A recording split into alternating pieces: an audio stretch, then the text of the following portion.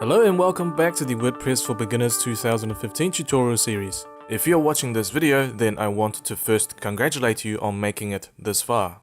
Theory work can be a bit dull at times, but is absolutely necessary in order to build a strong foundation, so hang in there, we're almost done. In this video, we are going to talk about configuring your settings in WordPress so you can optimize your site and hit the ground running. From the dashboard, click on Settings from the left-hand menu and we'll arrive at the General Settings subpanel. The General Settings subpanel controls basic configurations of your site. You can change the site title, tagline, and web address.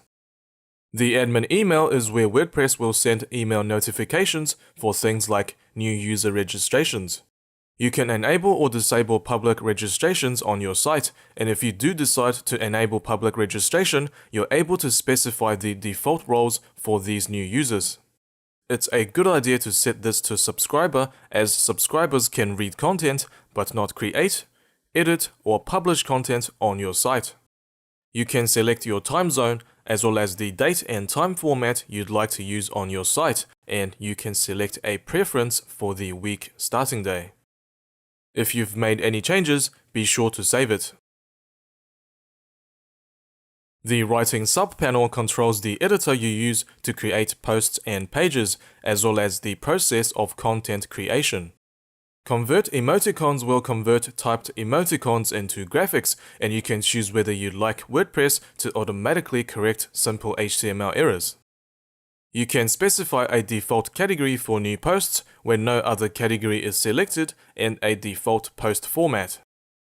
We went over the Press This tool in a previous video, but just to recap, using the Press This bookmarklet, we're able to clip various content from any web page and publish it onto our site with a link to the source. You can also publish posts on your site using email. Simply enter email account details and WordPress will periodically check for new emails sent to this address. The subject line of your email will be the post title and the body of your email will be the post content. If you are utilizing this post via email feature, it's paramount that you keep this email account secure, as any messages sent to this email address will be published on your website. WordPress has generated a few random strings you can use for more secure email addresses. You can also select a default category for posts published via email. Ping-O-Matic is a site update service. What this means is when a new post has been published on your website, WordPress automatically sends out a notification to a site update service like Ping-O-Matic. Ping-O-Matic then alerts search engines to your new content. This helps your content get indexed more quickly. You can add additional update services here. Make sure to only have one update service per line. Again, if you've made any changes, make sure to save. Reading settings controls how your front page is displayed, blog settings, and search engine visibility. If you recall, in a previous video we discussed how WordPress is driven by two types of content, posts and pages, and when building a site, you can decide whether you'd like it to be post-based or page-based.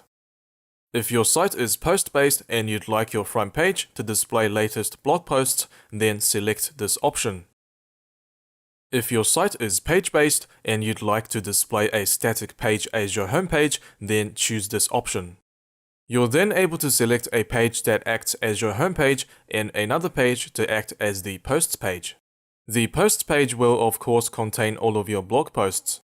Let me demonstrate. At the moment we have latest posts selected, so if we visit our site, blog posts are displayed on the homepage.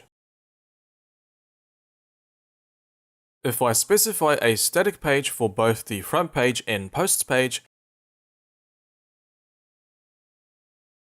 our site now displays a static page as the homepage, and all of our blog posts are now displayed on the posts page. You're able to specify how many posts you'd like to display on your blog page at one time and how many posts will show in your RSS feed.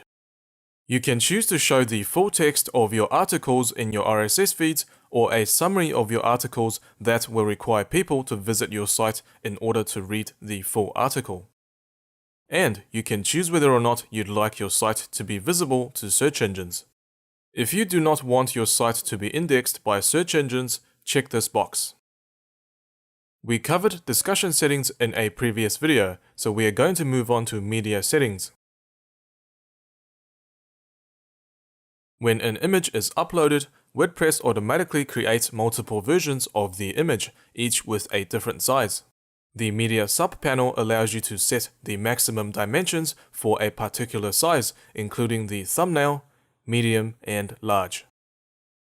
It's a good idea to organize your uploads into month and year based folders, so it's easier to track down media you've uploaded. We have now covered all major features and functions of WordPress, so you should be fairly comfortable in creating and managing your own website using WordPress. If you need any further clarifications on any aspects of this course, or if you are stuck on a particular lecture, feel free to leave me a message and I'll do my best to help you. This wraps up Chapter 3 of WordPress Starter 2015. Stay tuned for more content and good luck with your new WordPress website.